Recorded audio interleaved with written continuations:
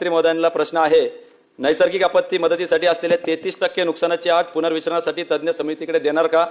त्याचप्रमाणे अनेक पंचनामे झाले तर शेतकऱ्यांमध्ये त्या ठिकाणी वाद उपस्थित होता, त्याबद्दल पंचनामे प्रक्रियेमध्ये एआयचा ड्रोन सर्वेक्षण, उपग्रह प्रतिमा आणि मोबाईल आधारित जिओ टॅगिंगचा वापर वाढून त्या पद्धतीने सर्वेक्षण करणार का?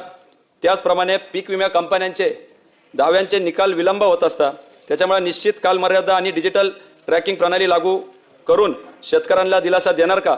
आणि त्याचप्रमाणे आमच्याच कोपरगावमध्ये अतिशय महत्त्वाचं असं प्रगतशील शेतकरी म्हणून त्यांच्या ज्याला आपण पॉली हाऊस म्हणतो, एनडीआरएफच्या निकषामध्ये कुठेही पॉली हाऊस त्या ठिकाणी बसत नाही, शेडनेट बसत नाही आणि अशोक दशरथ भाकरे म्हणून त्यांचं मोठ्या प्रमाणात त्या ठिकाणी नुकसान झालेलं आहे, त्याच्यासाठी काही धोरण शासन आखणार का?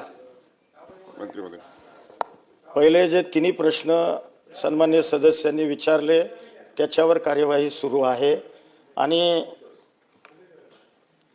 या संदर्भात आणि काय विचारलं होतं?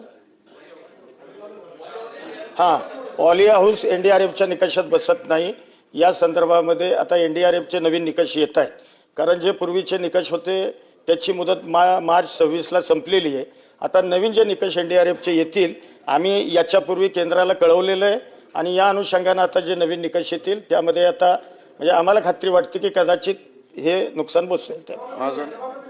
महाजन बोला.